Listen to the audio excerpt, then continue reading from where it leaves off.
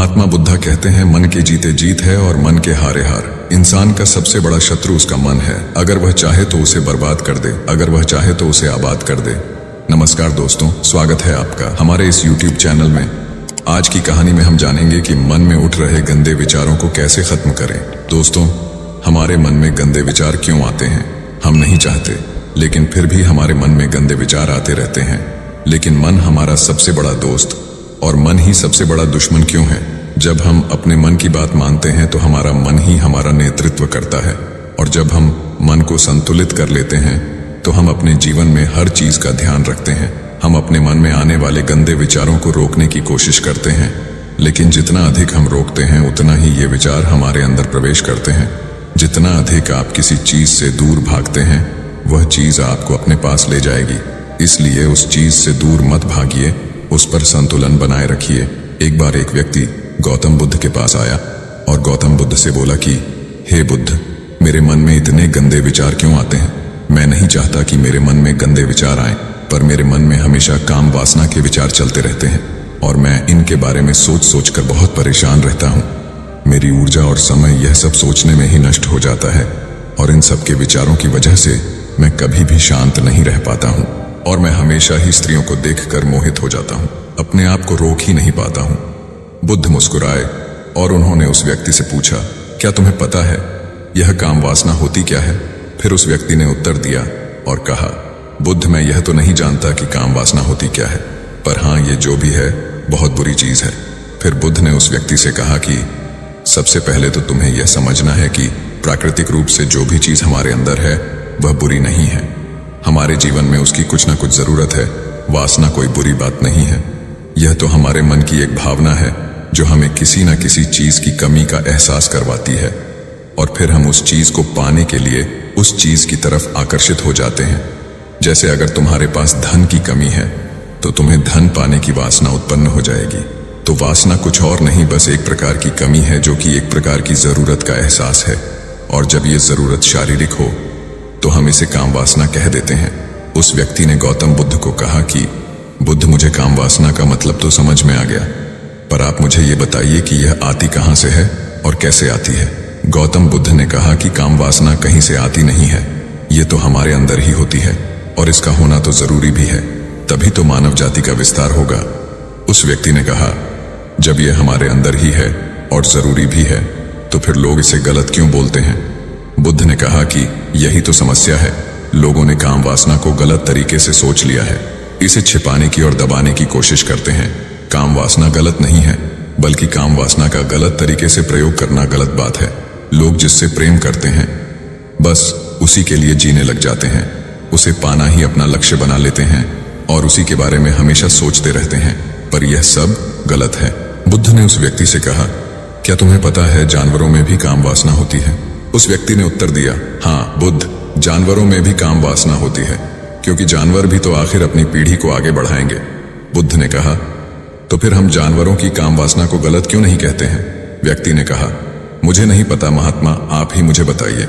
गौतम बुद्ध ने कहा कि जानवर अपनी काम वासना का प्रयोग आनंद प्राप्ति के लिए नहीं करते, वह तो सिर्फ संतान उत्पन्न करने के लिए काम वासना का उपयोग करते हैं। जानवरों को प्रकृति ने इतनी समझ नहीं दी कि वह काम वासना को अपने सुख का आधार बना सके, जबकि मनुष्य अपनी समझ के बलबूते पर प्रकृति में पाई जाने वाली प्रत्येक वस्तु को अपने सुख के लिए अपने प्रयोग करता है। हम इंसानों ने ही काम वासना को अपने सुख का साधन बना लिया है, जबकि प्रकृति ने तो हमें अपने वंश को आगे बढ़ाने के लिए दिया था, लेकिन इंसानों ने इसे अपने जीवन का परम लक्ष्य बना रखा है, और इस तरह से काम वासना का बेलगाम हो जाना गलत है। उस व्यक्ति ने पूछा, महात्मा जी, ये काम वासना हम पर हावी क्यों होती है और क्यों यह बेलगाम हो जाती है? तब गौतम बुद्ध ने कहा कि सुनो, अब जो मैं तुम्हें बताऊंगा उसे तुम ध्यानपूर्वक सुनना। काम वासना का सारा खेल तुम्हें समझ आ जाएगा, तुम्हें तुम्हारे सारे सवालों का जवाब मिल जाएगा, बस तुम्हें ध्यान से सुनकर समझना है। फिर गौतम बुद्ध उस व्यक्ति को बताना शुरू करते हैं। एक बार की बात है, एक आश्रम में गुरु और उनके शिष्य रहा करते थे, जिससे रोजाना आश्रम के बाहर स्थित गांव में भिक्षा लेने के लिए जाते थे। उस आश्रम का एक शिष्य जिस गांव में भिक्षा लेने जाता था, उसे रास्ते में एक नदी पद्धति थी, जिससे रोज उसी रास्ते से भिक्षा लेने जाता था। एक दिन उसे ने देखा कि एक लड़का पेड़ के पीछे छिपा है। वह उस लड़के के पास गया और उससे जाकर बोला, भाई तुम इस पेड़ के पीछे छिपकर क्या देख रहे हो? लड़के ने कहा, अरे तुझे नहीं दिख रहा क्या कि मैं क्या देख रहा हूं? तब शिष्य ने नदी की तरफ देखा तो वहां पर कुछ लड़कियां पानी भर रही थीं। वो लड़कियां 14-15 साल की थीं। तब शिष्य ने उस लड़के से कहा, अरे भाई वहां पर तो लड़कियां पानी भर रही हैं, इसमें छिपकर देखने वाली क्या बात है? तब वो लड़का शिष्य की तरफ देखकर उससे कहता है, अरे पागल, तुम्हें दिखाई नहीं दे रहा?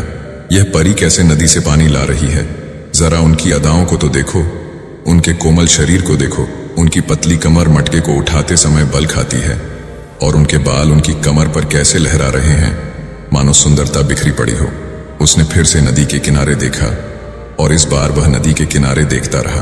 अब कुछ भी दिखाई नहीं दे रहा था और वह बिल्कुल निडर था। उसे किसी भी चीज का कोई डर नहीं था। लेकिन अब वो छिपने लगा और उन लड़कियों को देखने लगा जैसे उसने कोई अपराध कर दिया हो। और जब वो छिपकर उन लड़कियों को देख रहा था तभी वो अचानक अंदर से कौंप गया और उसने कहा कि ये मैं क्या कर रहा हूं? मैं जो कर रहा हूं वो सही नहीं है, मुझे यहां से चले जाना चाहिए। और फिर वह जल्दी से वहां से चला गया। वो आश्रम पहुंच जाता है। आश्रम जाकर वो अपने कार्यों में लग गया। लेकिन जो अभी वह देख कर आया था वही उसकी आंखों के सामने बार बार आ रहा था। उसके मन में वही दृश्य चल रहा था। उसका दिमाग सब कुछ देखने के लिए संघर्ष कर रहा था। उसका किसी भी काम में मन नहीं लग रहा था।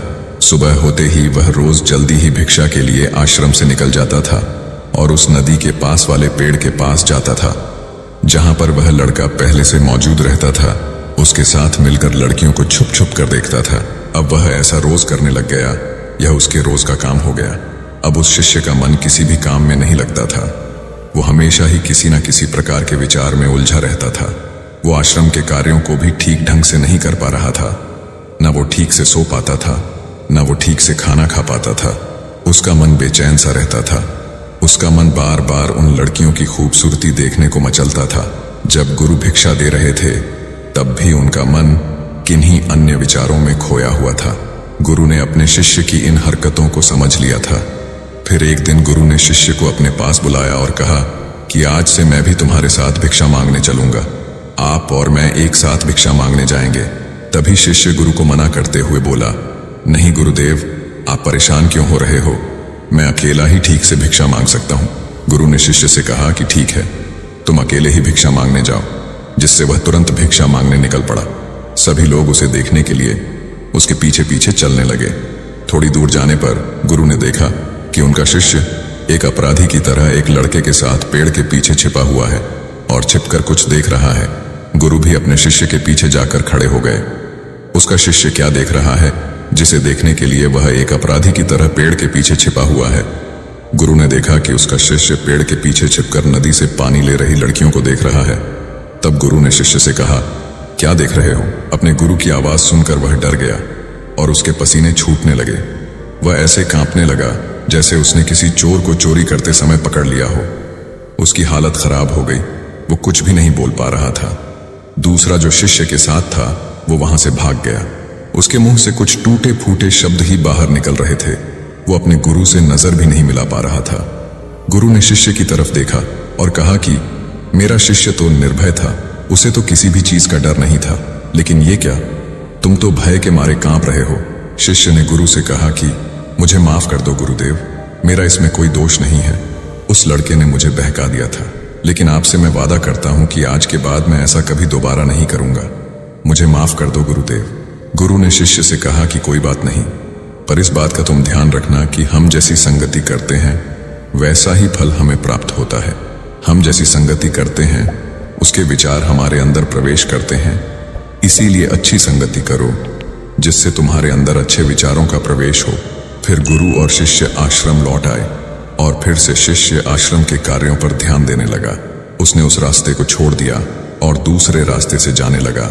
वो अपने काम को ध्यान से करने लगा, लेकिन धीरे धीरे उसके अंदर क्रोध उत्पन्न हो गया और फिर वो दूसरे शिष्यों पर क्रोध करने लगा और बेचैन रहने लग गया। अब वो सही समय पर भोजन भी नहीं करता था। वो भोजन भी बहुत कम खाता था। एक रात गुरु शिष्य के पास आए और उससे बोले कि अब तक तुमने कितनी बार अपना वादा तोड़ दिया। यह सुनकर शिष्य अपने गुरु के चरणों में गिर गया और रोने लगा। रोते रोते ही उसने गुरु से कहा कि गुरुदेव, मैं कई बार अपना वादा तोड़ चुका हूं। फिर मैं वादा करता हूं, लेकिन हर बार जब मैं वादा तोड़ देता हूं तो मेरा मन मेरे वश में नहीं रहता। मैं बहुत कोशिश करता हूं कि अपने मन से सारे बुरे विचार निकाल दूं, लेकिन चाहकर भी मैं ऐसा नहीं कर पाता। फिर गुरु ने शिष्य को कहा कि चलो मेरे साथ। गुरु शिष्य को आश्रम के बगीचे में लेकर गए और शिष्य से कहा कि देखो, यहाँ पर कुछ नाली बनी हुई है जिससे नदी का पानी इन पौधों तक आ रहा है और यह पानी निरंतर गति से आगे बढ़ रहा है। क्या तुम इस पानी के बहाव को रोक सकते हो? शिष्य ने कहा कि हाँ गुरुदेव, मैं इस बहाव को रोक सकता हूँ। फिर शिष्य ने मिट्टी उठाकर उस नाली में रख दी तो पानी थोड़ी देर के लिए रुक गया और फिर थोड़ी देर बाद उस मिट्टी के ऊपर से पानी बहने लगा। गुरु ने शिष्य से कहा, अरे ये क्या, ये तो पानी रुका ही नहीं। फिर से शिष्य ने कुछ कंकर पत्थर उठाकर उस नाली में रख दिए और फिर थोड़ी देर के लिए पानी रुक गया, लेकिन फिर थोड़ी देर बाद ही उन कंकड़ पत्थर के ऊपर से पानी निकल आया। फिर गुरु ने कहा कि शिष्य, यह क्या हुआ? पानी तो फिर से बहने लग गया। तुम तो बोल रहे थे कि तुम इसे रोक दोगे। क्या हम किसी काम को रोकना चाहे तो क्या हम उसे रोक नहीं सकते हैं? तब शिष्य ने कहा, कोई बात नहीं गुरुदेव, मैं इस पानी को तो आपको रोक के दिखाऊंगा। शिष्य फिर से एक बड़ा सा पत्थर लेकर आया और उस नाली पर रख दिया और पानी रुक गया। तब गुरु से कहा कि देखा गुरुदेव, मैंने कहा था ना कि पानी को मैं रोक दूंगा। मैंने पानी को रोक दिखाया, आपकी बात मैंने पूरी कर दी। गुरु मुस्कुराए और बोले, अच्छा जरा ध्यान से देखो, पानी रुक गया क्या? वो तो पीछे की नाली तोड़कर बाहर निकल गया और अगल बगल से बह रहा है। और ध्यान से देखो, इस पत्थर के आगे भी आ गया और ये पानी अपना रास्ता बदलकर फिर से आगे की तरफ जाएगा। और फिर थोड़ी देर बाद ऐसा ही हुआ। फिर गुरु ने शिष्य को समझाया कि तुम्हारे साथ भी तो ऐसा ही चल रहा है। तुम बार बार प्रयास कर रहे हो, बड़े से बड़ा प्रयास कर रहे हो, पर हर बार तुम्हारा प्रयास टूट रहा है और यह हमेशा टूटता ही रहेगा।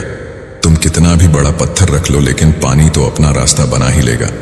ये सब देखकर शिष्य ने गुरु से कहा कि ही गुरुदेव, क्या कोई तरीका नहीं है जिससे मैं गंदे विचारों से बाहर निकल सकूं और यह मेरे मन में आए ही ना? गुरु शिष्य को एक नदी के पास ले गए जहां से उस बगीचे में पानी जा रहा था। गुरु ने शिष्य से कहा, वो पानी इसी नदी से जा रहा है। अगर हम यहीं से उस रास्ते को बंद कर दें जहां से पानी बगीचे में जा रहा है, तब क्या हम पानी को रोक नहीं सकते? शिष्य ने कहा कि हाँ गुरुदेव, अवश्य ऐसा हो सकता है। मैं इस पानी को यहीं से बंद कर देता हूं, तब आगे की नाली में पानी जाएगा ही नहीं और फिर बगीचे में पानी जाएगा ही नहीं। फिर शिष्य नदी से जाने वाले रास्ते को बहुत मेहनत करके पत्थर और मिट्टी डालकर बंद कर दिया और गुरु से कहा कि गुरुदेव, मैंने पानी को बंद कर दिया है, अब यह पानी बगीचे में जाएगा ही नहीं। तब गुरु ने कहा, शिष्य, अगर पानी बगीचे में नहीं जाएगा तो पेड़ पौधों को पानी कहां से मिलेगा? उन पेड़ पौधों को तो पानी की आवश्यकता है और उन पेड़ पौधों में कुछ पेड़ पौधे तो ऐसे हैं जिनको रोज पानी की आवश्यकता है, वह तो मुरझाकर सूख ही जाएंगे। उनका क्या होगा? पानी तो हमें खोलना ही होगा। शिष्य ने गुरु की बात सुनकर वापस नदी से जाने वाले पानी का रास्ता खोल दिया। तब गुरु ने शिष्य से पूछा, शिष्य, अगर हम इस नदी के पूरे पानी को बगीचे की तरफ मोड़ दें तो क्या होगा?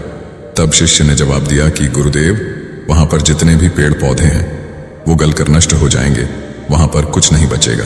फिर गुरु मुस्कुराए और बोले, तुम इस बात को समझो कि हमें किसी भी चीज को रोकना नहीं है, बस हमें हमेशा संतुलन बनाए रखना है। कम पानी से भी पौधे नष्ट होते हैं और ज्यादा पानी से भी पौधे नष्ट होते हैं। हमारा जीवन संतुलन से ही चलता है। गुरु ने शिष्य से कहा कि अगर मैं तुम्हें कुछ कहूं कि तुम आम के बारे में मत सोचो, तो तुम्हारे मन में सबसे पहले किसका चित्र आएगा? शिष्य ने कहा कि गुरुदेव, मेरे मन में तो पहला चित्र आम का ही आएगा। गुरु ने कहा कि जब हम गंदे विचारों को जबरदस्ती रोकने का प्रयास करते हैं तो वह और मजबूती के साथ हमारे अंदर प्रवेश करते हैं, हमारे अंदर उठते हैं, इसलिए हमें उन्हें कभी भी दबाने की कोशिश नहीं करनी चाहिए। तब गुरु शिष्य के पास गए और बोले कि बुरे लोगों की संगति के कारण भी हमारे अंदर गंदे विचार आते हैं। कभी कभी ऐसा होता है कि हमारे अंदर कामुकता नहीं होती, लेकिन कुछ अश्लील लोगों के साथ रहने के कारण वह हम पर हावी हो जाती है। तब शिष्य ने कहा कि गुरुदेव, आप सही कह रहे हैं, मैं अपने लक्ष्य से भटक गया था। तब वह शिष्य रात को बहुत शांति से सोया, सुबह पूरे मन से अपना काम किया और फिर सुबह वही भिक्षा लेने चला गया जहां वह लड़का आज भी पेड़ के पीछे छुपकर उन लड़कियों को देख रहा था। वो शिष्य नदी पर गया जहां वह लड़कियां पानी भर रही थीं। उसने उन लड़कियों से पानी मांगा। उन लड़कियों में से एक लड़की ने उसे पानी पिलाया और उस सन्यासी शिष्य के चरण छुए। शिष्य ने उसे आशीर्वाद दिया कि तुम्हारा कल्याण हो। शिष्य का मन सकारात्मक ऊर्जा से भर गया। उसके चेहरे पर मुस्कान आ गई थी, जैसे उसे कोई खोई हुई चीज वापस मिल गई हो। वह अपने रास्ते पर वापस जाने लगा। तभी पीछे से वह लड़का आया जो पेड़ के पीछे छिपा था। वह शिष्य के पास आया और बोला कि क्या बात है, आज तो तुमने करीब से देखा है, आप तो मुझसे आगे निकल गए। तब शिष्य ने कहा कि हम हमेशा दूसरे के दर्शन करने में ही व्यस्त रहते हैं, अपने दर्शन कर ही नहीं पाते। तुम कब तक इस पेड़ के पीछे छुपते रहोगे? किसी को पसंद कर लो, उससे बोल दो।